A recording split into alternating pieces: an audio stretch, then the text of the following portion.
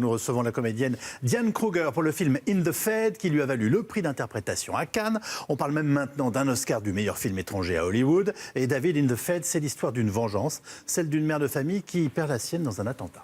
Et il ne faut pas en dire trop sur la vengeance, parce qu'en fait, il y a 3 films en un. Il y a la séquence de la perte et de la douleur, qui est merveilleusement incarnée par Diane Kruger. Ensuite, il y a le procès. Et ce qui va suivre le procès, et là j'en dis pas plus, simplement, c'est en toile de fond la communauté turque qui est visée par un attentat néo-nazi, c'est la douleur suprême jouée par Diane Kruger. On ne peut pas jouer pire au cinéma que la perte de l'enfant et la perte du mari. Ma première question, c'est comment on rentre dans un scénario pareil et comment on se met dans la peau de la victime ou du proche de victime, comme on dit. Au début, je ne savais pas trop, j'ai même pas d'enfant, donc c'est vrai qu'a priori le rôle est très très loin de moi, ma vie privée. Et en fait, j'avais un ami à New York qui est psychologue et qui m'a aidé à entrer dans des groupes de parole là-bas. Et donc pendant 6 mois, j'ai rencontré plein de victimes, plein de familles de victimes en fait. Et j'ai assisté plusieurs fois par semaine à les écouter. Et avec le temps qui passait, je me suis bien imprégnée par leur souffrance et leur deuil, en fait.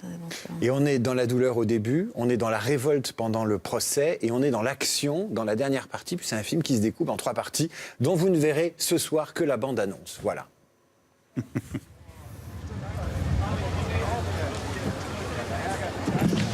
können hier nicht durch. Fahren Sie bitte weiter. Mein Mann hat ein Büro gleich da vorne. Melden Sie sich bei den Kollegen. Hier ist die Nummer. Was ist passiert?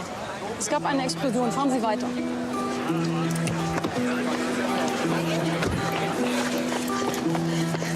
Bleiben Sie stehen! Ich muss zu meiner Familie! Nein, ich muss zu meiner Familie! Where have you been, my love? Where can you be? And as sure as days come from moments, each hour becomes a lifetime.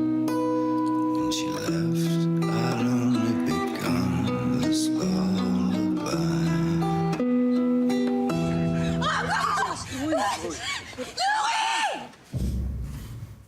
Alors c'est ce rôle qui vous vaut le prix d'interprétation à Cannes. On voit d'ailleurs dans la bande-annonce que vous passez dans tous les états possibles, ce qui, pour le personnage, évidemment, c'est abominable, mais pour une actrice, c'est un moment formidable de carrière et de tournage.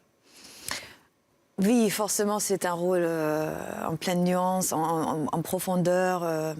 C'est un rôle complet aussi. Je suis dans toutes les scènes du film.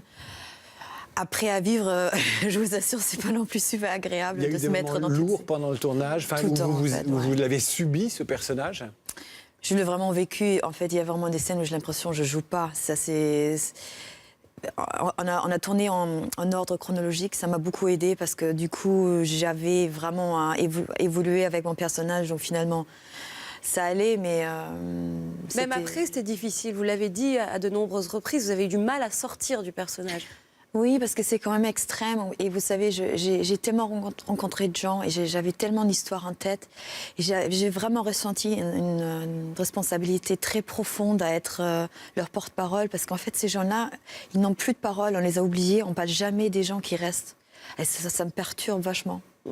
Alors, on a évoqué la trajectoire du personnage de Diane Kruger. Il faut quand même donner quelques petits éléments. Politique. Oui, politique, et notamment l'attentat... tout est tiré d'une histoire vraie, voilà. Contre la communauté turque qui est intervenue dans les années 2000 en Allemagne. Et le film est inspiré, pas exactement de cette affaire, mais toute la toile de fond politique, c'est cette communauté turque visée par un attentat néo-nazi.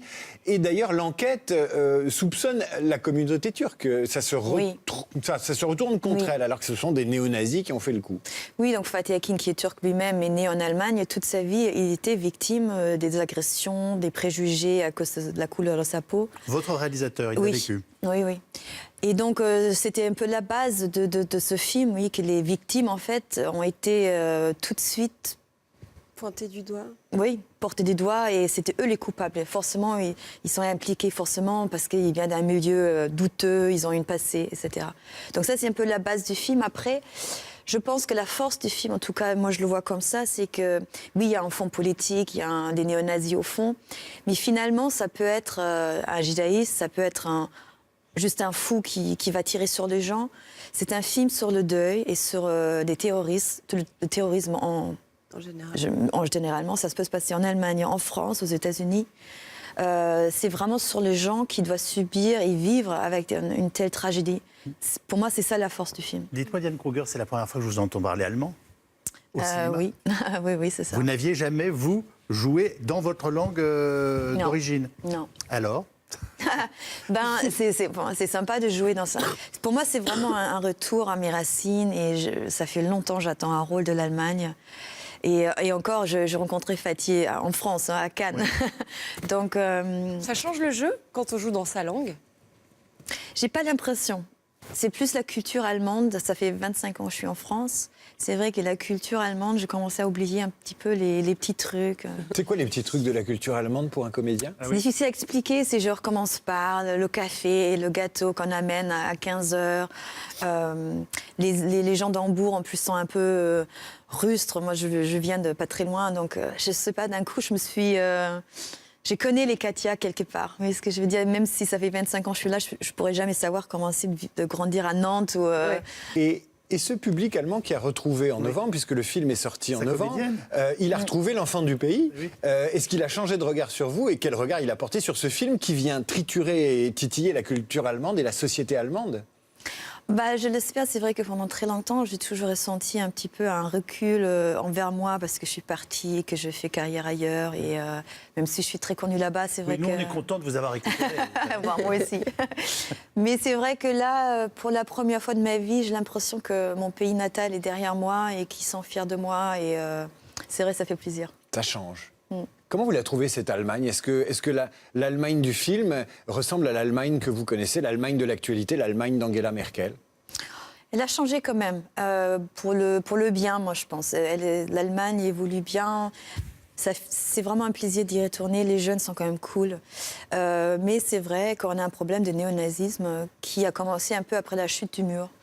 Donc j'ai honte en tant qu'Allemande de savoir que pour la première fois depuis la Deuxième Guerre mondiale, l'extrême droite a un siège dans le gouvernement. C'est vrai que... Mais bon, je l'observe la même chose aux États-Unis où je vis. Avec les attentats de Charlottesville, par exemple, oui.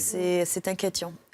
Un président américain qui est quand même limite là-dessus non plus aussi. J'ai une question moins politique, mais peut-être plus personnelle. Est-ce que vous aviez besoin de vous souvenir que vous étiez allemande? Peut-être. En tout cas, ça me fait vraiment plaisir. C'est vrai que...